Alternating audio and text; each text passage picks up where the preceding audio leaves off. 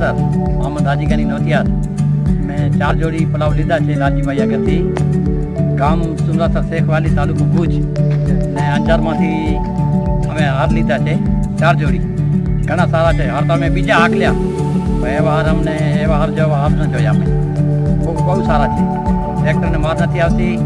અને એમને ખુલ્લો પહેલાંમાં હાલે રહે